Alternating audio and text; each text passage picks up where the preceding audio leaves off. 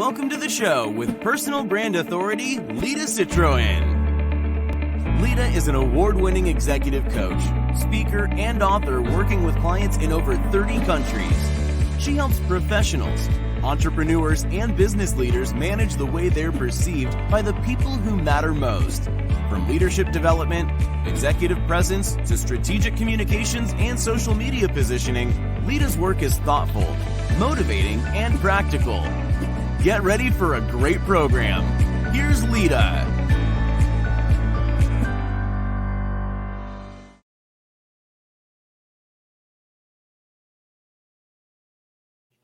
Well, hello. Welcome to another Live with Lida program, streaming to you on LinkedIn and Instagram from beautiful Colorado, where I have to say spring is in full bloom and our allergies are reflecting all of that.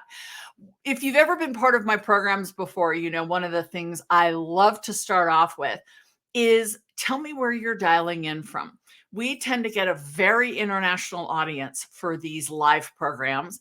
And if you wouldn't mind, drop it in the chat. Let me know where in the world, where in the country, or what city you're dialing in from today as we talk about the important topic of asserting yourself with confidence.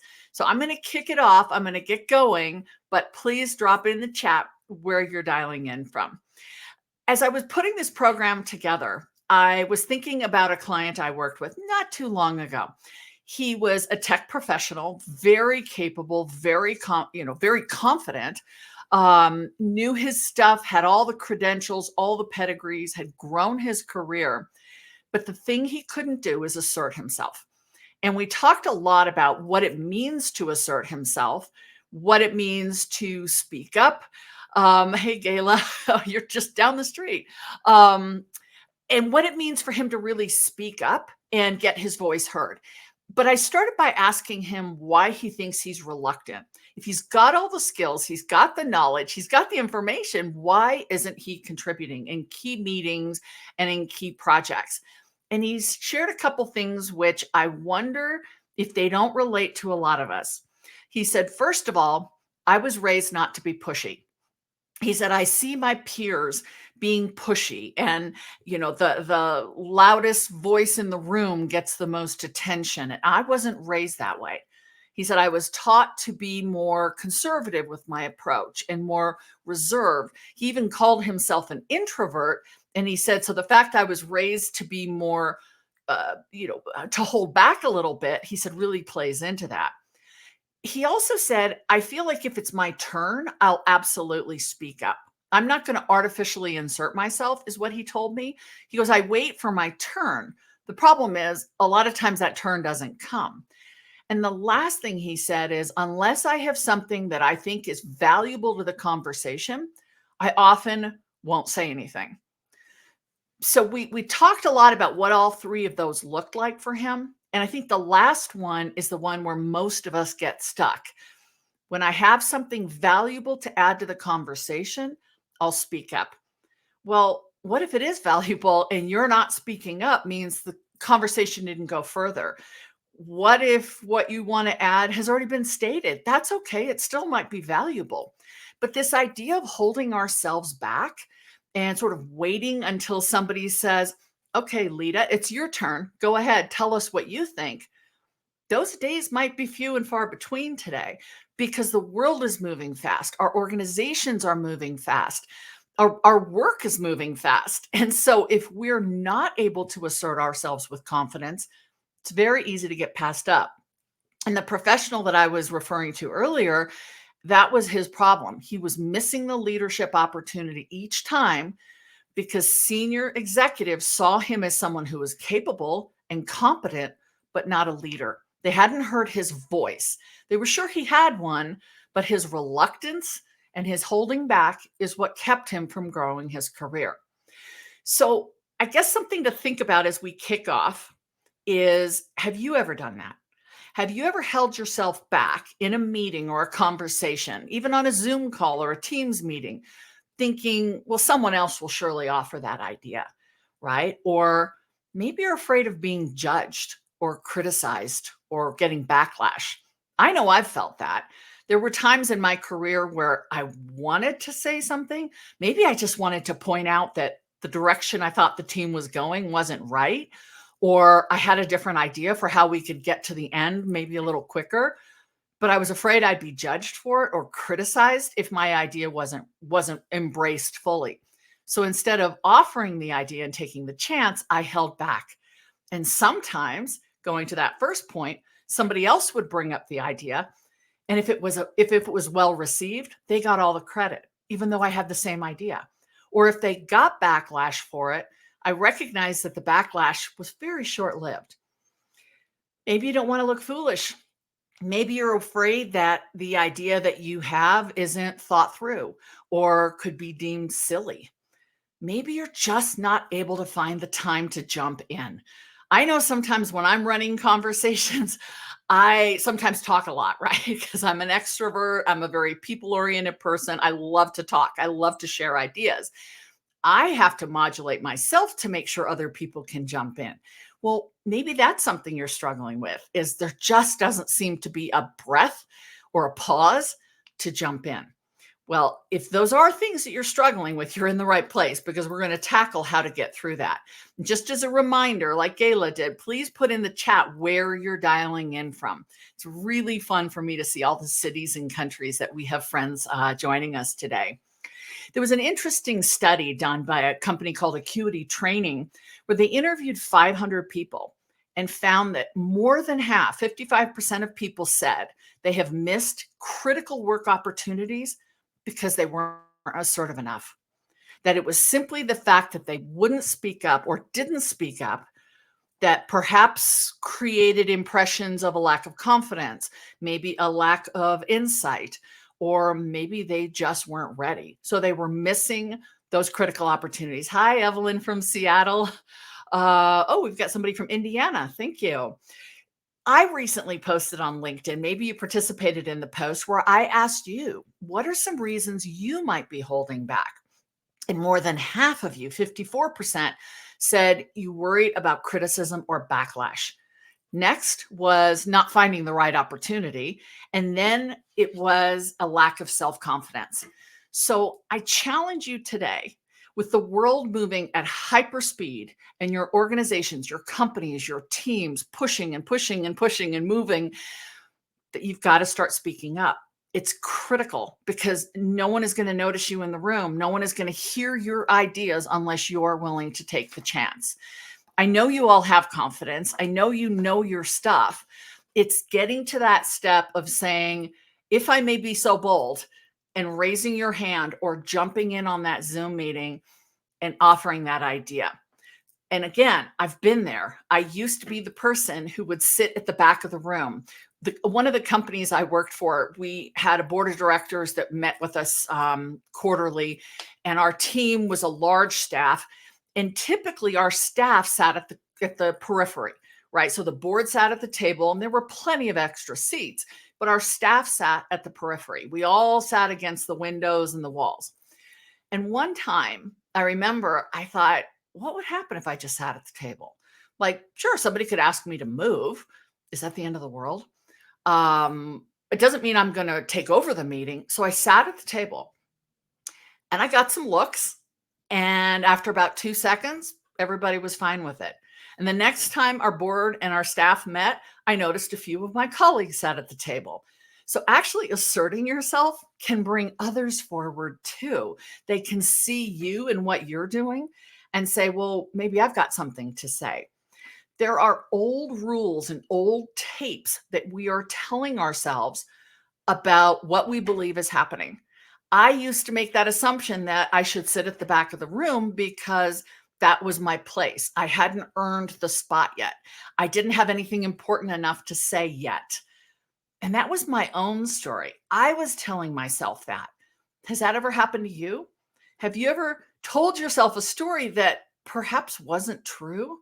Well, now is our chance to really take control and assert ourselves with confidence, with intention, and with focus.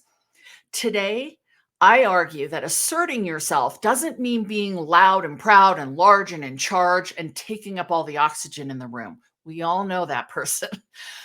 But it means being intentional and embracing who you are.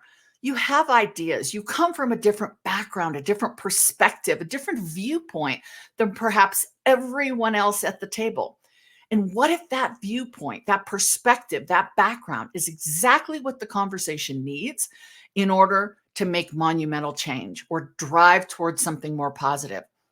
If you don't speak up, what if that never happens? So, sure, your idea might be similar to someone else's, and I'll talk in a moment about how to bring that forward, but your voice matters. We need to hear from you. We can't just keep hearing the same voices in the room. Being assertive does not mean being arrogant. It doesn't mean being an extrovert, but it also doesn't mean erasing yourself. And it's really important in this new book that I have coming out this summer.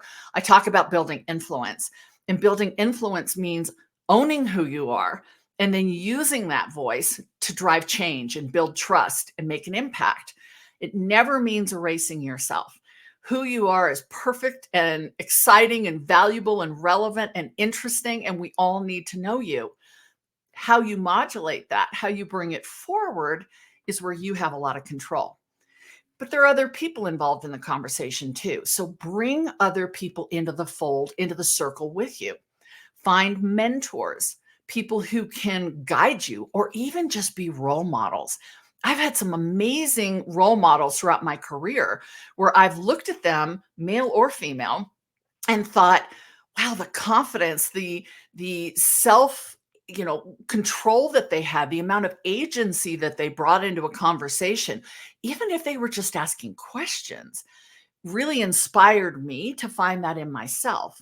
So whether it's a one-on-one mentor or maybe it's just somebody that you admire as a role model, those are great examples for us to kind of pull ourselves forward. And we talk a lot about finding mentors, but I would encourage you also to find mentees. Who are people who might be a few rungs down the ladder from you or a few steps behind you in your career that you could actually help along? Wouldn't that be cool to know that you were able to help somebody grow in their career, and because of your guidance, they were successful? They might even pass you up. Mentoring has been one of the most powerful and rewarding parts of my career. Many of you know I've mentored women throughout my career. I now mentor a lot of military veterans and military spouses because it's that giving back, and the fact that somebody thinks my knowledge and my expertise or my career helps them. It's incredible. And that can really beef up and build up your confidence. I would say also lean into the concept of allyship. Become an ally for others and find allies. Find people in the room, maybe as you're getting going with all of this asserting yourself, who will say, Lida, we haven't heard from you. What do you have to say on this? And it might just be that little bit of a push that gets you going so that you can start feeling more confident, bringing up your ideas or offering a suggestion or pointing out a red flag if you see it. Now, I mentioned before, we're not talking about being arrogant or boasting. I also had a client who struggled with this, and I do write about him in my book because he had no idea what his style, his communication style, was doing to people around him. He always had the best idea. He always had the only idea that was viable, according to him. And so every time he was in a meeting, first of all, people would roll their eyes when they walked in and saw he was in the meeting. But every time he was in a meeting, he just shut every other voice down. The way he delivered his ideas, there was never a semicolon at the end of a statement. It was always a period, and it was a hard return. It was, this is what I think, end of story, hard stop. There was never dialogue. He wasn't inclusive. He wasn't bringing other voices in. And candidly, his career stalled out. He was not known for his expertise as much as he was known for his pushiness, for his non-inclusive approach. So that's not what we're striving for.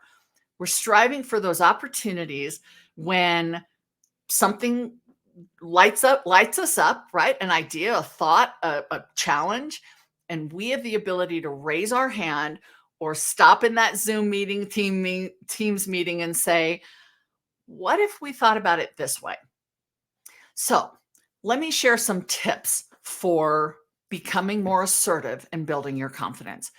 First, have something to say. Before you go into the meeting, before you go into the conversation, think ahead about what some of the topics might be and what you might add as an idea, as a thought, as a challenge, as a dream to make the project or idea even more successful. Think about it ahead of time. Often in the meeting or in the conversation, it's a lot of pressure to think, I'm going to come up with something brilliant. But until this becomes second nature, plan ahead. You know what the meetings are you're going to be part of. So think, what could I add to that conversation that will make a difference, or at least make sure I'm heard? Second, you got to speak up. You've got to let your voice be heard. And there's a difference here between saying, yeah, I was just going to say that, or I was just thinking the same thing. I don't know about you, but it is such a pet peeve of mine when people do that, because my thought is, if I just said something you were going to say, I was hoping you would say it first. But instead of doing that, if you've got this idea, and let's say somebody does offer the idea first, build on it. So to say something like, to build on Carrie's idea, or adding to what Mark just offered, I would suggest. So it acknowledges the person who brought the idea forward, and then it also builds on top of it. Again, thinking about this ahead of time, if somebody shares your idea first, build on it. Add one nuance or one twist or one idea that makes that idea, that offer, more solid. Number 3, just like in the story I shared with you, sit at the table. Don't sit at the back of the room. No one's going to see you in the back of the room. And if you get called on in the back of the room, you're going to have to yell. And that's never a good look. So sit at the table. And I'll go one step further. In all of these virtual meetings that we're having, turn your camera on. Turn your camera on so we can see you. Well, it doesn't work on this platform, but in most of the meetings that I facilitate, a lot of people have their cameras off. I get it. Sometimes we're checking emails. Sometimes our background isn't ideal, or maybe we're distracted. But turning your camera on makes it so much easier for us to see you.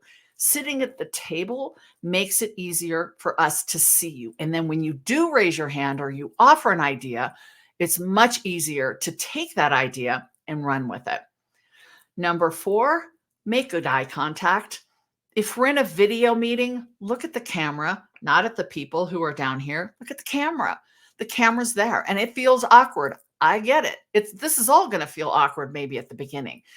But in a meeting, look at people in the eyes. This is where we connect. And if I say to you, I've got an idea and I think it might work, but I'm not really sure. And so I'm not sure I should even say anything. That's a very different message than if I look at you and say, I have an idea. I'm not sure it's going to work, but I think we should consider it. It's a much more personal, confident style than looking at your hands or your phone or out a window while you're trying to assert yourself. Try taking more steps to look people in the eye. And then the last one is really to assert yourself. Take those chances. We're not going to see you if you don't hear from you. We're doing so much of our work remote or in a hybrid environment right now. And for those of you who are working in different countries or in different offices, it is really easy to be unseen. So make yourself seen. Show us who you are. Tell us a story about something that means something to you. Let us see your humanity. We're all people. We're not computers yet. We're people. So let us know what this idea or this project means to you. How is it landing for you? Stay curious. One of the best ways to assert yourself is to ask questions. So think about some questions before you go into a meeting. Where could you bring someone else forward who maybe isn't speaking up? Maybe they're sitting at the outside of the table, around the walls instead of at the table. Ask their opinion. Sarah, you and I just had a conversation about this. Why don't you share with the group what you were thinking when it comes to this project and our timeline? That's an opportunity for Sarah. Sure, she's put on the spot, but it's an opportunity for her to share her idea in a wider setting. Including other people in the conversation means you're the facilitator. And I love to do that because sure, I got a lot to say. I love to talk, as I've shared, but bringing other people forward, asking questions, getting their ideas shows me as a gracious host, even if it's not my meeting. So consider that as a way to assert yourself. Isn't that you have to be the one offering the idea, but say, Bob, we haven't heard from you. And I'd love to hear from your department's perspective. How is this timeline going to affect your workload? And that makes you the host. And it's a gracious thing to do. And the last point on asserting your voice is to be courageous. In my new book, New Rules of Influence, it's actually the first rule is to be courageous. We're going to feel scared. It's okay. Courage doesn't mean the absence of fear. It just means moving forward despite fear. It's okay if your stomach's grumbling. It's okay if your knees are knocking. It's okay if your palms are sweating a little bit. Just tuck them under your knees. But lean into that, because if you've got something to say, it may be that idea or that voice or that concern that changes everything, or maybe not. But leaders in the organization are going to start to notice you. And when we notice you, we want to learn more. So to wrap up, before I get to some of your questions, think about asserting your confidence, asserting yourself with intention and planning. Some of this does require thinking about it ahead of time. Until this becomes natural, just ask yourself, I'm going into this meeting, we're talking about a change in this project. What's one question or one idea or one concern I could raise? And then even if someone else raises it, add to it, add on to it. Don't just say, I was just thinking the same thing, but build on it to show that you're acknowledging the first person and you're building on top of that. Understand that when you're feeling nervous or scared, it's okay. We all feel fear during our day. It's natural. We're human beings. It's what we do with it. Do we let that fear or uncomfortableness stop us, or do we lean into it? Do we own it, acknowledge it, move it aside, and keep going? That is often what differentiates us. Bring others into the circle. Look for opportunities to bring other voices into the conversation. And remember, the world is moving too fast. We're moving at warp speed. We're all like not sleeping, stressed out, trying to manage way more than we did 4 years ago. And if you're not asserting yourself, it's very easy to get overlooked. And it doesn't mean being pushy. It just means standing up for what's right. I'm thinking about a coffee meeting I had recently with a young woman who she's bright. She's got tons of potential. She's so charismatic. And I really adore her. And we were having coffee, but as we got our order, hers was wrong. And I watched the situation because I wasn't sure what she was going to do. Now, she's a young woman, so maybe the maturity piece hasn't caught up, but I watched her look at the order and say, I thought I ordered something different. And she looked at me because I know she ordered something different. And she just said, it's okay. I like this too, and walked away. Now, there's nothing wrong with that, right? Maybe she got a better drink than she originally ordered. And so she was considering it a win. But there was always a part of me that wondered, did she feel like it wasn't her place? Maybe because I was standing there and there was a long line. Did she feel like it wasn't her place to say, I don't mean to trouble you, but this isn't the order that I placed. I'd like to have my whatever the drink was, the coffee drink. There's always a part of me that wonders about that. And I would love to think it was the first and not the latter, because we should get what we pay for. And we should assert our voice in conversations where our perspective is meaningful. So again, we're doing these shorter sessions to deep dive into a concept, to think about an idea. I hope I've given you some great tips. Put your questions in the chat, and I'm going to get to those in 2 seconds. I want to remind you, if you're not already following me on LinkedIn, please do that. Subscribe to the newsletter. I give so many tips. It's all free. I'm giving all this advice away. And I've been working on something pretty special, which is going to drop on LinkedIn on May 7th, coming up at 10:30 a.m. Eastern time. That's 8 o'clock Pacific time. So whatever coast you're on, if you're in the US, be sure to watch for it because it's really exciting and it's really personal. So let's get to some of those questions before I welcome you all to enjoy the rest of your day. Let's see. Sabrina's asked, how can I speak up without taking over on other people? How do you find the right moment to speak up so others will listen? And it is a lot about timing, right? So if you're interrupting, that can be seen as disrespectful. And so what do you do if you've got somebody like that client of mine who doesn't give you space for it? As human beings, we have to inhale breath.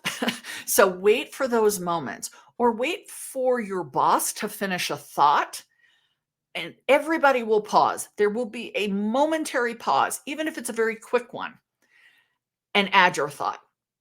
Specifically look for those opportunities. You don't want to cut someone off midstream because that's interrupting. And if somebody has made their point and they've moved on to another point, that might be an opportunity to say, Bob, before we get to that point, I just wanted to clarify, when you said this, is this what you meant? And then go back to that first point. Sometimes you have to assert yourself proactively. It may not come as natural as a speaker or a facilitator of a meeting saying, let me pause here and see if we have any thoughts or questions. Not everybody does that. We're all trying to get through the meeting. We're all trying to have the conversation and get on to the next thing. You might have to actually interject yourself, do it respectfully, try not to interrupt. But again, a phrase like, I don't mean to slow us down here. I just want to go back to something that you said and make sure I understood it. Or here's a thought to add to what you were talking about earlier. And I want to make sure before we build on it too much that we consider this viewpoint. Being respectful is never going to go out of style. No matter how busy we are, if you're being respectful and understanding the situation, you can still assert yourself with confidence. What other questions do we have? Go ahead and put them in the chat. Let's see. Well, I had a question recently from a coaching client, and they're not in the US, but they said, I feel like once I get the promotion or I get this title, they were chasing a VP title. This person said to me, I feel like then the confidence will come. People will take me more seriously. I'll have the respect. So I feel more confident. And I said, but what does the title give you that you don't already have? If that's something you're struggling with, if you're waiting for someone to say, okay, now you have been blessed with the credibility, what if that doesn't come? What if the opportunity is missed? Don't wait for the title. Don't wait for someone to give you permission. Influence doesn't come with authority. It doesn't come with rank. We see some people at the top of organizations who really don't have a lot of influence. They've got the authority. They can hire and fire. They can tell you what to do. They can make you comply, but they don't have influence. People aren't following them. People are complying. They're cooperating. That's not the same thing as collaboration. Do we have any other questions? What's going on for you when it comes to asserting yourself at work? I know some of you, I recognize some names. Some of you work in very technical environments. We've got healthcare, we've got technology, we've got customer experience, we've got professional services. Sabrina offers, should I always have something to say in every meeting? I don't know that you have to force it, right? If we have a quick stand up, you don't have to maybe assert it, but make sure if you have 5 meetings that week, that 3 of them you had something to say. So I wouldn't say it's a rule that every single meeting you have to have something to say, especially if it's with the same people. If it's with different people, try to make sure you have something to offer. If it's your own team, you can start sounding like you've been overly coached. So think about it more organically. Think about it a little more naturally. So I want to remind everyone that we're doing these live with Lida sessions every month. Next month, I have an amazing guest. You'll learn all about her as we start talking about the marketing. She's a force to be reckoned with in advocating for social causes and employee causes, and just a tremendous person with influence. And you're going to love hearing her story of how she has built a career of service that has led to creating cultures and organizations that really foster everything we're talking about here and more. So, with no more questions, I will wish you all a wonderful rest of your day. Thank you for being part of this Live with Lida session, and I'll look forward to seeing you next month. Have a great rest of your day. Bye.